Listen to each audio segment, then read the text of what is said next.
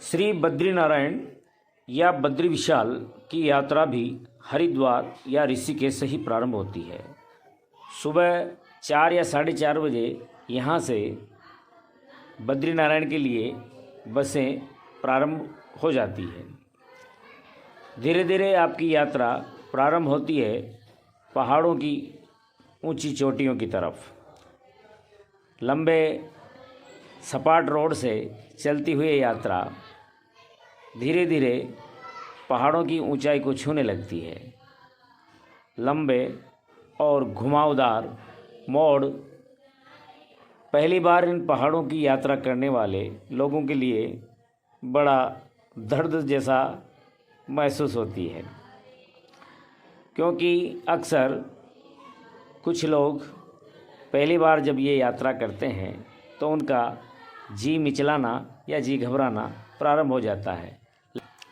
जो लोग हिम्मत रखते हैं निश्चय ही भगवान श्री बद्रीनारायण की शरण में धीरे धीरे आगे बढ़ते हैं।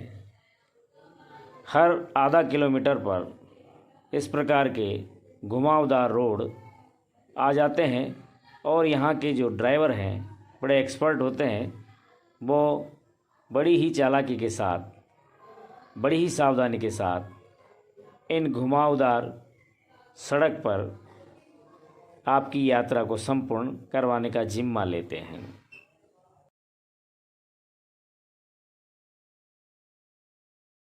नमस्कार, स्वागत है आपका केदारखंड एक्सप्रेस न्यूज़ में। मैं हूं आपके साथ कुलदीप राणा आज़ाद। इस वक्त हम रुद्रप्रयाग के मुख्य बाज़ार में स्थित हैं और मुख्य बाज़ार में ये मेरे सामने ये तस्वीरें देख सकते हैं। ये देश विदेश के अलग अलग कोने से ये तीर्थ यात्री हैं जो बाबा केदारनाथ के दरबार से लौटकर आए हैं और इस वक्त अब बद्रीनाथ के लिए जा रहे हैं। लेकिन पिछले कई घंटों से ये यहाँ पर गाड़ियों का इंतज़ार कर रहे हैं। आप पीछे की तरफ भी देख सकते हैं।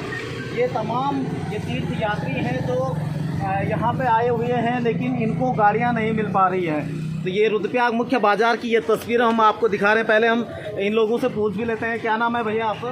मेरा नाम गिरजेश वैष्णव। आखिर हम पहुँच चुके थे रुद्रप्रयाग, जो यहाँ का ज़िला भी है।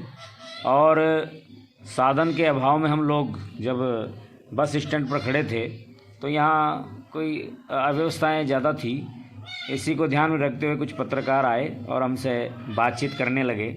उनको हमने बड़े ही संतोषजनक जवाब से उनसे हम रूबरू है और उन्होंने पूरा जो उत्तराखंड है उसमें इस चीज़ को लाइव दिखाया। और परिणाम ये रहा कि तुरंत एसडीएम और डिप्टी मौके पर आए और हम सभी यात्रियों के लिए बहुत ही प्रेम से उन्होंने साधन की व्यवस्था की। एक बस तुरंत बुलाई गई और हम लोगों को जोशीमठ तक यहाँ से भेजा गया और धीरे धीरे बस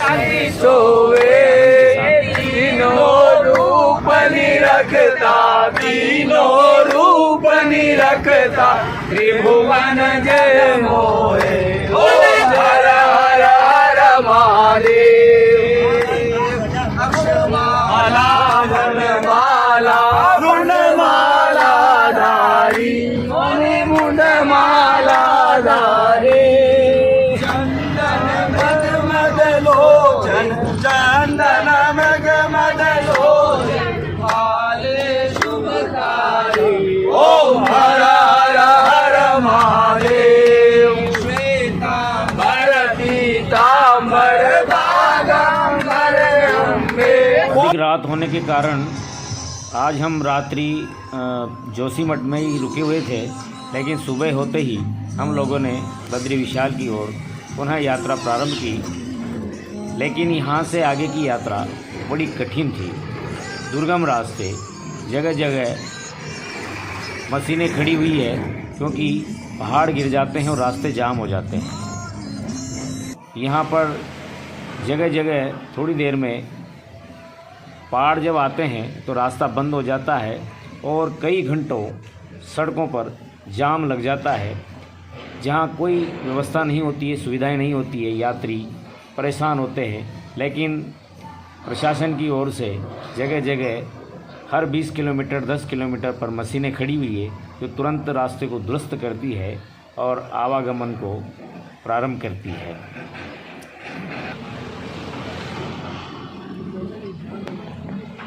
जगह जगह केवल यही डर बना रहता है कहीं रास्ता बंद ना हो जाए। अभी हम पहुंच चुके हैं श्री बद्रीनाथ बस स्टैंड, जो जोशीमठ से लगभग 44 किलोमीटर की दूरी पर है। यहाँ से अब हम मंदिर के दर्शन करने के लिए आगे बढ़ेंगे।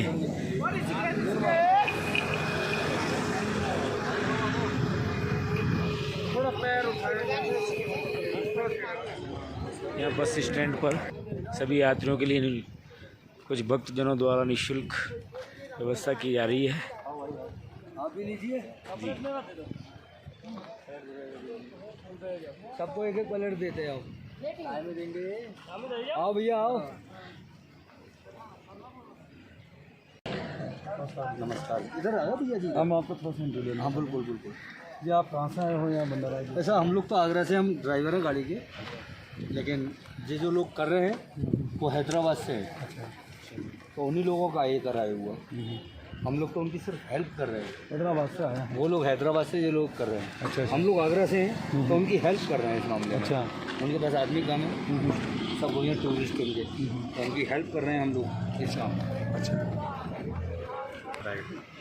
और मंगा लो, ये फोन कर दो। सर पूछना चाहते हैं, आपको जो सौभाग्य प्राप्त हो रहा है आपको कैसा लग रहा है इससे? हाँ बोलिए आप। आप कहाँ से आए हो? Your city. बिला बिला। Where is you? इंग्लिश नहीं समझते।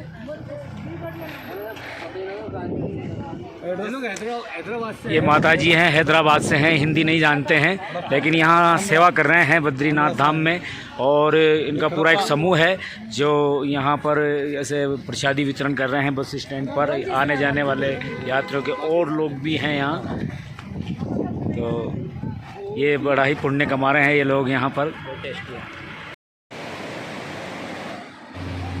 बस स्टैंड से कुछ दूर चलते ही थोड़ी सी ऊंची जगह से हमें श्री बद्रीनारायण भगवान के पावन मंदिर के दर्शन होना प्रारंभ हो गए और हम मन में हर्षित होते हुए बद्रीनाथ धाम की ओर बढ़ रहे थे, जहाँ सुसज्जित बाजार,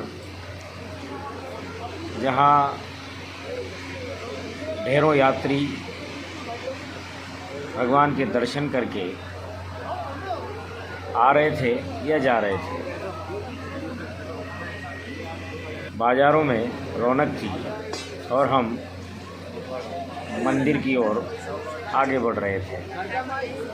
हर जगह की तरह यहाँ भी कैमरा ले जाना बिल्कुल ही वर्जित है, इसलिए हम मंदिर के भीतर के दर्शन आपको शायद ना करवा पाएँ। नर और नारायण दो पर्वतों के बीच स्थित बद्रीनारायण धाम का संध्याकालीन दृश्य बड़ा ही स्वर्गीय होता है, अलौकिक होता है।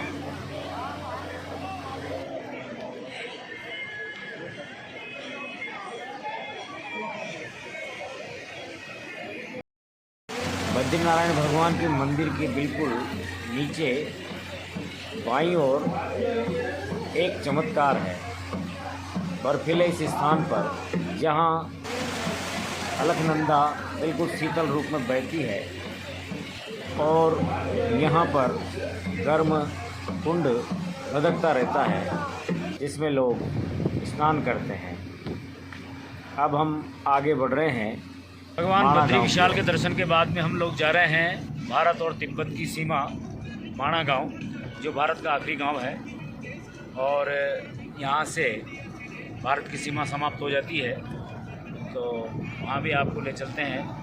और मेरे साथ में हमारे सारे साथी गाड़ी में चल रहे हैं और माणा चौक से आपको माणा गांव जाने के लिए कोई भी वाहन मिल जाता है, जो यहाँ का जो निर्धारित किराया है वो दे करके आप लोग ज़रूर जा सकते हैं। और तो हम लोग माणा गांव टैक्सी स्टैंड पर उतर चुके हैं और यहाँ से थोड़ा पैदल चलना पड़ता है। उसके बाद में आखिरी सीमा तक आपको हम ले जाने का प्रयास करेंगे।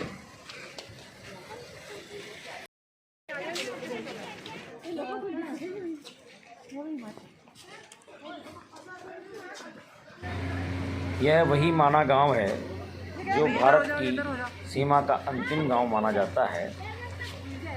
यहाँ देश भर के पर्यटक हज़ारों लाखों की संख्या में यहाँ इस दृश्य को देखने के लिए आते हैं। चारों ओर पर्वत और बड़ी सुंदरता।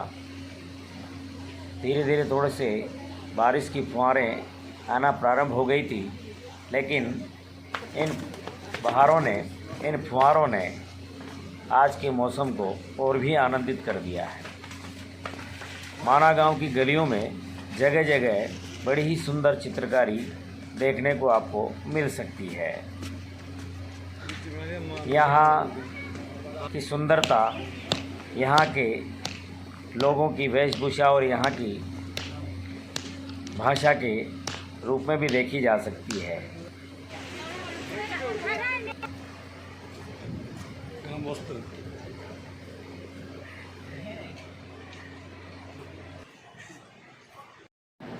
अभी हमें माना गांव में और हमारे माताजी की दुकान पर खड़े हुए हैं और एक गुरांस, आपने नाम सुना होगा, गुरांस का जूस जो बहुत ही आयुर्वेदिक है, पौष्टिक है और उसी को हम लोग पी रहे हैं।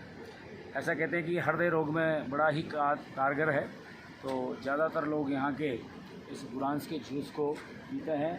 और आप भी जब कभी यहाँ माना गांव आएँ तो बिल्कुल इसको गुरांस के जूस को ज़रूर प्राप्त करें। और ये बिल्कुल लास्ट बॉर्डर पर गांव है और यहाँ पर ये हमारे माताजी ने तैयार किया है जूस। तो माताजी, ये जूस क्या, गुरांस क्या होता है, फूल होता है क्या? अभी है आपके पास कुछ? नहीं है। नहीं है। क्या शुभ नाम है आपका? है? नाम क्या है आपका? नाम क्या है? नाम शायद वो बात करना नहीं चाह रहे हैं, पर बाकी बहुत ही, अब मैं देखता हूँ कैसा लगता है। ये बिल्कुल टेस्टी है और वास्तव में जैसे अपन शरबत पीते हैं ऐसा है, लेकिन इसमें थोड़ा सा खट्टापन है बहुत ही। आप जब भी आएँ इस जूस को जरूर। अरे जय बदर विशाल भोला, जय बदर विशाल, जय बदर विशाल,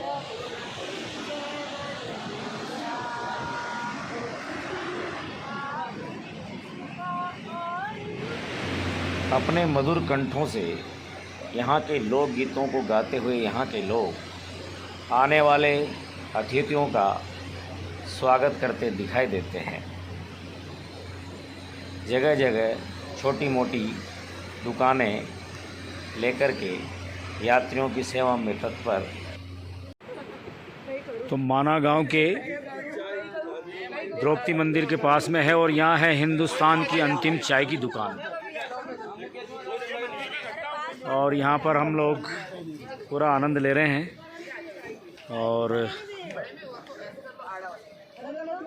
अपन इनसे बात करना चाहेंगे, बात करने का प्रयास करेंगे। ये अंतिम दुकान है जी यहाँ की। क्या शुभ नाम है आपका? मेरा नाम विजय रावत। विजय जी रावत है और ये अंतिम दुकान है। जब भी आप कभी आएँ तो यहाँ द्रौपदी मंदिर के पास में ये दुकान है। और ये क्या नाम है आपका? मुकेश रावत। मुकेश रावत। तो ये यहाँ सर्विस का काम करते हैं। दुकान है हमारी। अच्छा, आपकी दुकान है। और ये द्रौपदी मंदिर है यहाँ पर। और ये हमारे मित्र, देखिए आप, फोटो सेशन चल रहा है इनका। हिंदुस्तान जिंदाबाद, हिंदुस्तान जिंदाबाद, हिंदुस्तान जिंदाबाद, भारत माता की जय। जय।